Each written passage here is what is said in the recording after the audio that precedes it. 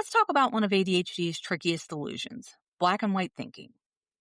Also known as all or nothing thinking. It convinces us we're either winning or failing, perfect or broken. But here's the thing. It's not who we are. It's a distortion our brain leans on when the world starts to feel overwhelming to us. For ADHD women, that distortion can shape everything. Work, relationships, our self-esteem, in ways that most people never see. Welcome back. I'm Jess. And I'm Jeannine. 2 mics, 1 distortion. Black and white thinking at its best. We're here to prove that gray area isn't boring. It's freedom.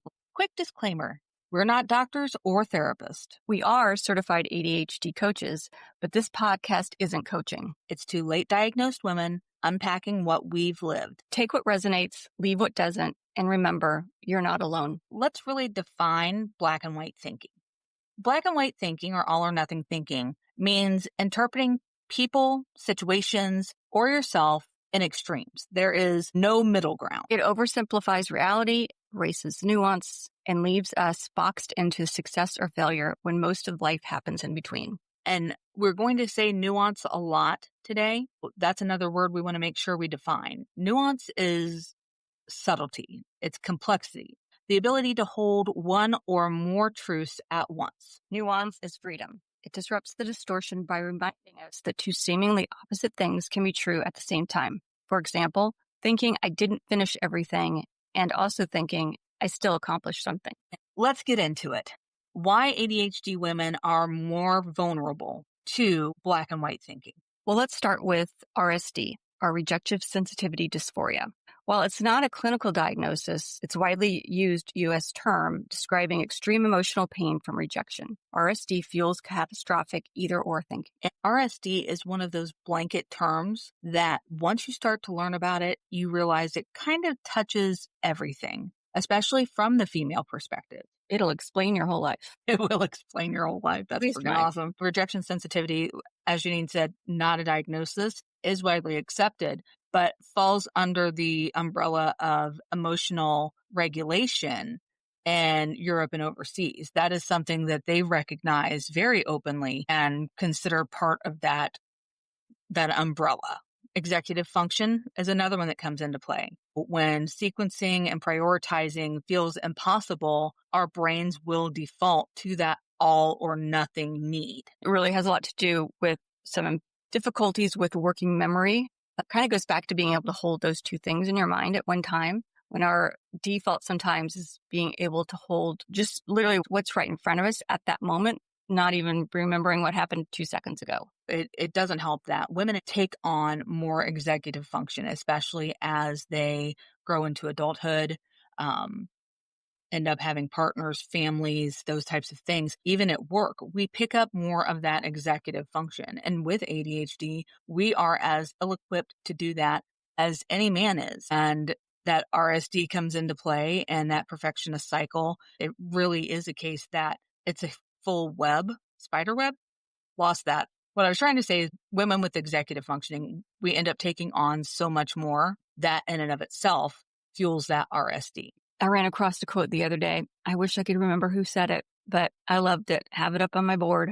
It says, find someone who loves you for your heart of gold, not your executive skills. Ooh, that's good. That's good and kind of pisses me off, which means it must resonate. Because if it pisses you off, it probably resonates. Yeah, when your ex-husband wants you to be his personal assistant, you really think, yeah, I think he just wants a personal assistant, not a partner. But I digress. I get that. A lot of women get that. I think that is a big point that will resonate and something that becomes a serious problem. So we kind of start to lose the fucks that we gave about being nice about it. From the outside, for other people, when we are no longer taking care of all their executive functionings, that too can impact relationships.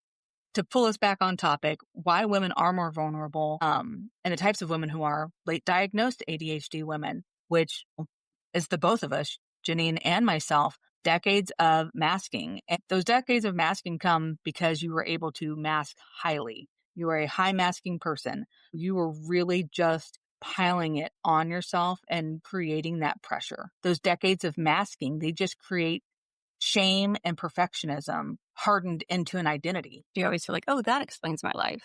That unending kind of desire for perfectionism, even though it doesn't exist. But it is social conditioning. I think it's really just a myth. Obviously, we know there's no such thing as being perfect. But for some reason, especially a lot of women with ADHD still have this desire to chase it, even though we know it's fictional, just like multitasking or Sasquatch. He lives up here in the Northwest. My old boss would be like, you need to be able to multitask. And I'd be like, multitasking is a myth. It's not real. It doesn't exist. Yes, I can do two things at once. No, dude, you talk on the phone and scribble notes. I pick up all your shit, take out your trash, and handle all your other calls while you're doing that. And that's not multitasking either. That's just having to do a lot of shit really fast, back to back to back. Well, don't you think ADHD brain tries to multitask all the time anyway? It's not actually what's going inside, right? Listening to this, doing that, and then never getting anything done. That is an excellent point. The ADHD brain is on a constant multitask mission. Yeah. I never even thought about that. What does this look like in real life? What is the impact that black and white thinking has on us? Examples might be you miss an email. I'm terrible at my job. Lose patience with your kids. I'm a terrible mom. Canceled plans. Obviously, they don't care about me. Imposter syndrome definitely, thrives. Nothing ever feels like it's enough, even when you've succeeded. It does in some ways tie into that dopamine bump that we can easily get addicted to. Maybe we don't see it as that with the black and white thinking, because when we do succeed, we are like pushing and on a high to hit that point. The problem is that after we succeed, many people with ADHD, we don't get that bump of dopamine for completing a task. When the task is completed, we then get more a form of relief, like thank goodness it's over. But then there's always that next thing coming up. In real life, I remember for me a situation where I was in a meeting, and it was when I was at an executive level, but one of my upper level bosses, we were going back and forth, and he kept asking me to re-explain myself.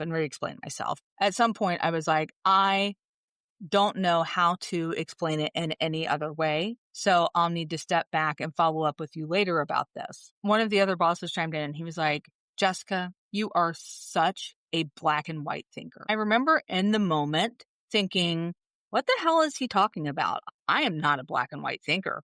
I am all about the gray. We are 550 shades of freaking gray in between all of those things. I am open. I am progressive. I am all these things. I am empathetic. I can take everybody's opinion in the room and everybody's emotions in the room into account, process all of that shit, and make everybody happy in the room. AKA pleasing before I knew it was an issue. I'm like, but I remember thinking, this guy doesn't know what the frack he's talking about. Later on, I learned that I hadn't really turned that lens in on myself, because I'm all about the gray for everyone else. I'm all about giving space and grace to everyone else. Where that black and white thinking affects me is the pressure I put upon myself to reach unrealistic goals. Just for me personally, that's where it came from. Some of the examples we were using, I lost my patience. That makes me a horrible mom. I know essentially I am not a horrible mom. I know that things can be both. I will tell you that if I see another mother stressing out in public and having a meltdown, I am more likely to offer help, and I am likely to sit back and think, this poor woman, she's just probably maxed out. She's overwhelmed, but I can turn that in on myself and get extremely mean with myself. I am not good enough. I did not do the right thing. I have missed the mark. For me and my own reflection in the mirror, that's where two things can't be true. Going back to that woman in the grocery store with her kid having a meltdown, I'm judging everyone else because I know they're judging her. So I'm judging them right back.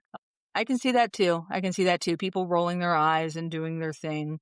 Me thinking of their black and white thinking, that how horrible that they just see her only as this in this one instance in her life, which she herself is most likely not enjoying, and assuming she's a bad mom, right? This is the one thing we see of her. That's all we know about her. She's obviously a bad mom because her child's having a tantrum.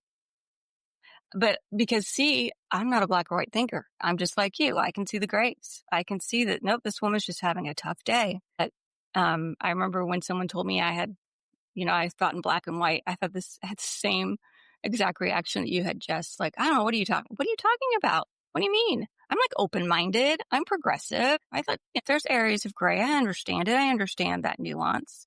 But when it came to me, it was very black and white. It was either good or bad, perfect or horrible, or it just was a horrible lens that I would really turn on to myself as well. No in-betweens, just feast or famine. Exactly. There is fallout to black and white, all or nothing thinking. That can come in the form of burnout, people pleasing, and a lot of missed opportunities. That one's huge, of that missed opportunity, because and it ties back hand in hand with perfectionism of, if I can't do something perfect, if I don't know how to do something 100%, then I'm not going to be able to do it. I'm going to fail. So I'm not even going to try.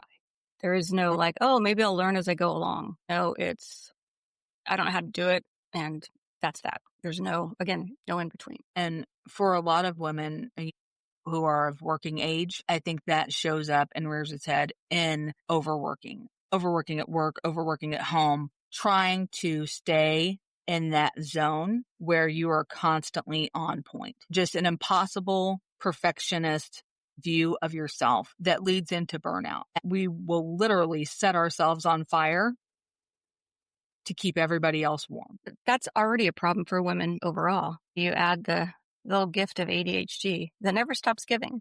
It is the gift that doesn't stop giving. When we joke about it being the gift that keeps on giving, it is very much the case for late diagnosed women.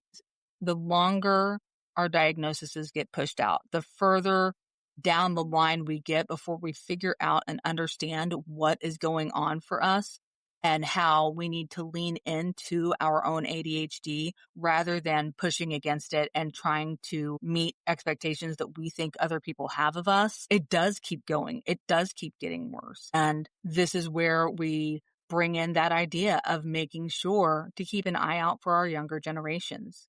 Environment matters. Us showing that we are doing the work will set the example and will make life better for them and will make their overall nervous systems healthier than ours. Even if their diagnoses are later than and we want them to be, we can still impact that environment by working on our own nervous systems. We talked about that perfection thing. If I can't do it flawlessly, then we're not even going to try, or we're going to delay. Maybe we will delay until we can figure out a way to make it perfect, or I guess time starts to run at us and we have no choice. And then the adrenaline kicks in. It definitely more often looks like avoidance. I used to always joke long before I knew I had ADHD of somehow I had something really important, like I need to file my taxes, but for some reason, suddenly I need to clean my garage out because that just suddenly seems more important. I can work so hard on a task that doesn't need to be done when I have one that has to be done right now. Has to. Oh my goodness. I can get so much organizing done. Yeah. Yeah. Suddenly the dishwasher needs to be emptied. Yeah. Or the laundry that hasn't been put away for 5 days suddenly needs to be done now. It's like the opposite of rage cleaning because instead it's like, what would I call it? Avoidant task production? What would you call it? That's a good, yeah. Actually, there is a term. Shoot, I'll have to remember it. There is a term for it that I've heard. Yes. I know there is an actual term. Can't think of it right now. I have no idea what it is. It's interesting when we talk about the missed opportunities because that really occurs when those gray areas that we think we're so good at, when they appear unsafe. It can be a new job, jumping on a new project, changing jobs or changing roles, continuing your education. Those things look unsafe, even though they're opportunities in front of us, and we will make connections in our brains to convince us that it's the wrong choice or the bad choice. We will miss out on opportunities. Even just to promote ourselves, we will miss out on opportunities, like in front of our bosses or to set boundaries. Boundaries are missed opportunities too. That's already something that most women already struggle with. You add on the diagnosis of ADHD and it's just that much more. We know that was a lot. For today, we're going to call it progress. Progress and chaos, the ADHD two-step. Thanks for listening. Follow us, make a few comments, share us with somebody that you might think it might resonate with. It's all about trying to get out there. Thanks so much. And remember, you're not alone.